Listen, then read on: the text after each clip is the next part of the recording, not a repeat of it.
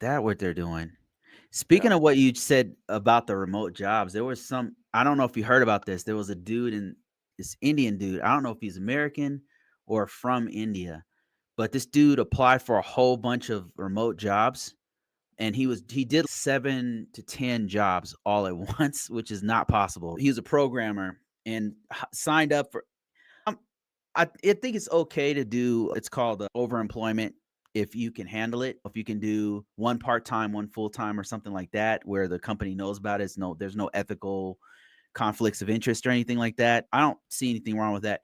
This dude, he had 5 or 6 jobs and then he got caught because he wasn't doing all the work.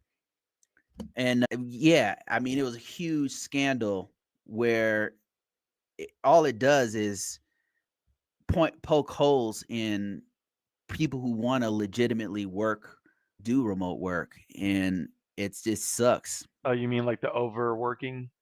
Yes, Yeah, overemployment. overemployment. Yeah. I have mixed feelings about that because unless you're like on an hourly wage, as long as you're getting your job done and you're dependable, but you have 2 or 3 jobs, like honestly, I don't see the problem with that. If it was with a competitor or something like that, yeah, okay, I get it. Yeah. There's liabilities involved. But what's the difference? When I worked fast food, I worked at Whataburger and I also worked at Burger King. I had 2 jobs because you had to. I was making 4.25 an hour. That's not a lot of money. Yeah.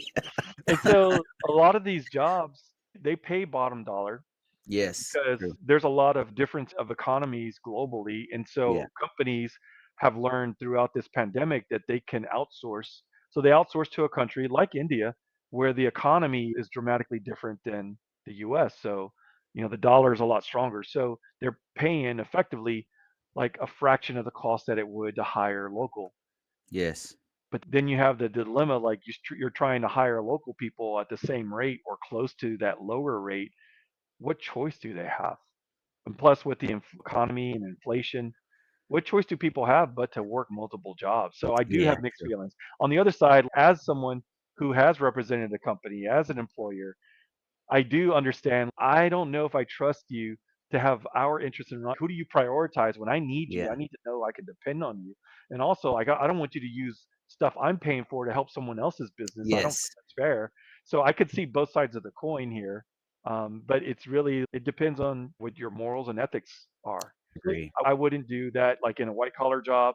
If you're making close to 6 figures, I would say that's bad form in bad taste. In this industry, it's all about networking, and your reputation goes a long Yes. way. So if you have a brand that says you're the kind of person that finds shortcuts and you're lazy and you cheat, you're Yeah. gonna have a bad reputation. It's gonna be hard to find like a really good job. Especially in cybersecurity because it's a small pool and we all know each other. You can't burn bridges in this one.